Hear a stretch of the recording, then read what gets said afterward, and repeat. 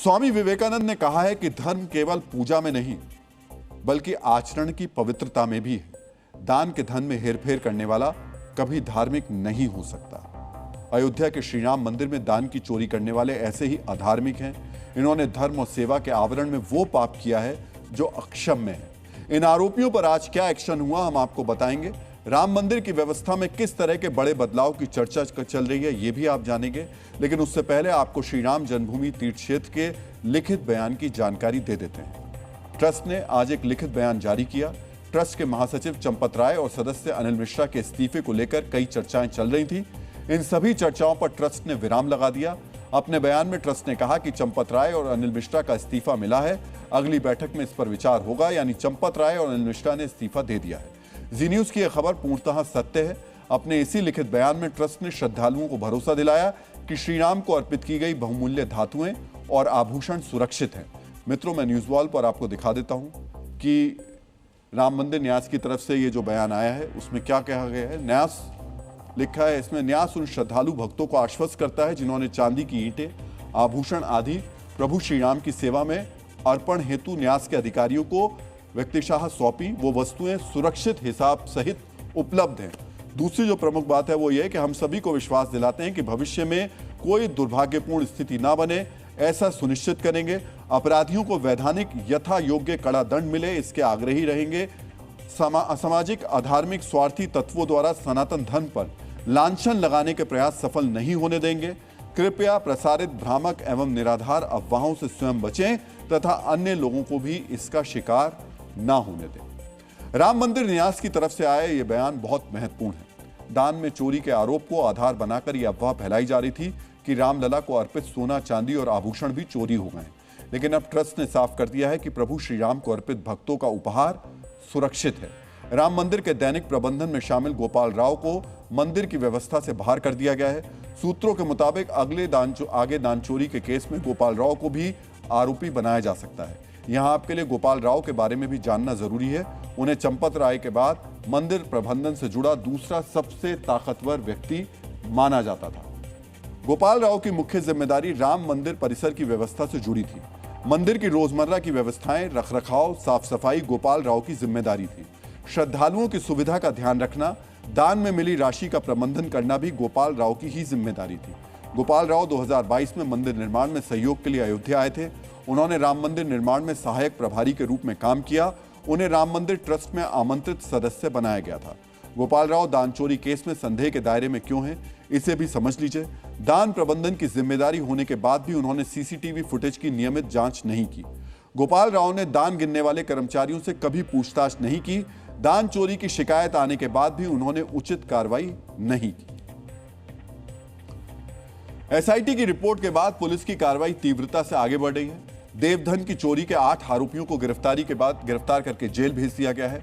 DNA के शुक्रवार के संस्करण में हमने आपको बताया था कि कोर्ट में पेशी के दौरान आरोपियों ने खुद को निर्दोष बताया। आज जी न्यूज संवाददाता प्रवेश पांडे दान चोरी के आरोपी लवकुश मिश्रा के घर पहुंचे। मीनापुर फगोली में घर पर लवकुश के दादा जगदम्बा प्रसाद मिश्रा मिले।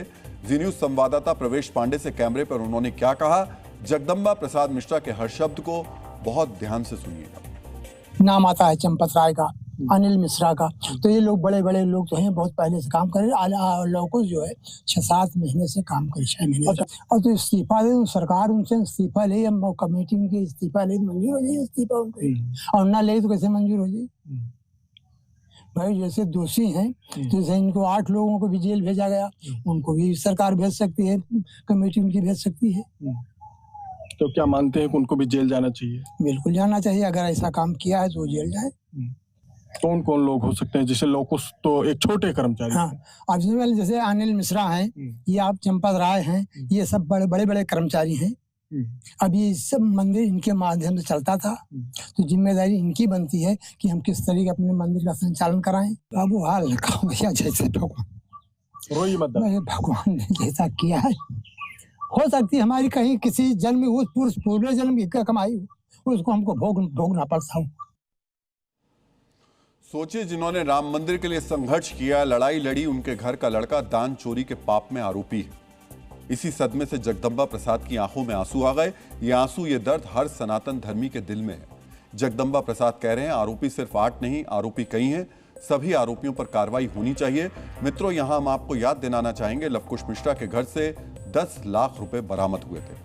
लवकुश मिश्रा अनुकल्प मिश्रा का रिश्तेदार है। अनुकल्प को ही दान चोरी का मास्टरमाइंड माना जा रहा है। अनुकल्प ट्रस्ट से इस्तीफा दे चुका है। अनिल मिश्रा का वो करीबी था। छापेमारी के दौरान अनुकल्प के घर से 20 लाख रुपए नकद मिले थे। हमारे संवाददाता अमित भारद्वाज आज अयोध्या के कौशलपुरी कॉलोनी में अनुकल्प मिश्रा के घर पहुंचे। घर में अनुकल्प के परिवार के कुछ सदस्य थे। उन्होंने कैमरे पर कुछ नहीं कहा, लेकिन बंद दरवाजे के पीछे से उन्होंने जो कहा वो भी आपको ध्यान से सुनना चाहिए। कोशिश कर रहे हैं कि इनसे बातचीत करें और इस समय कोई दरवाज़ा खोल नहीं रहा है। हम इस घर पे हैं। हालांकि बहुत सारे संगीन आरोप है, जैसे कि गीता मिश्रा ने बताया कि किसी से बातचीत नहीं होती थी। उनको बहुत दुख लगा जब इस तरह की संलिप्तता उनके पड़ोस में रहने वालों की हुई। तो हम कोशिश करेंगे दोबारा कि उनसे बातचीत हो पाए। माँ जी, बहन जी, आपसे बातचीत कर लें।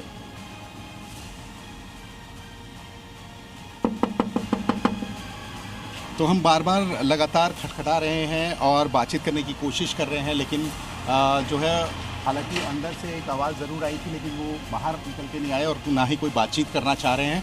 कैमरा हटा दे रहे हैं, अभी कैमरा हटा दे रहे हैं। कैमरा हटा दीजिए भैया, बिल्कुल। कैमरा हटाइए। हाँ, सब हट गया। आप लोग ये सब कर रहे हैं। जी, नहीं, हम आपसे कुछ नहीं, अब आपकी साइड का सच जानना चाह रहे हैं और इससे ज़्यादा क्या बात करें आपसे, बताइए। आप भी तो अपनी बात रखिए ना। क्या बात रखिए? जो भी बात है, आप क्या कहना चाहते हैं इस पूरे प्रकरण में? आप भी तो अपनी बात, आपके साइड का भी तो सच जानना चाहते हैं ना हम। आप वो नहीं, कोई बात नहीं है। नेहा जो है वो हम लोग को फंसा रही है।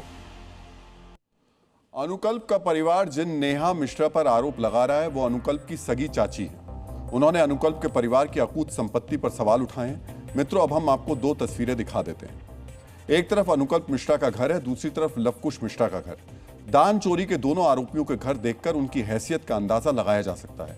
खासतौर पर अनुकल्प मिश्रा का घर यह बताता है कि उसकी आर्थिक हैसियत क्या थी।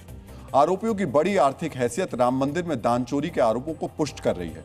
रामकोष से चोरी के आरोपों की जांच जैसे जैसे आगे बढ़ रही है, कई और संदिग्ध सवालों के घेरे में आ रहे हैं। इन्हीं में से एक हैं यूपी पुलिस के वायरलेस डिपार्टमेंट के रेडियो मेंटेनेंस ऑफिसर अर्जुन देव।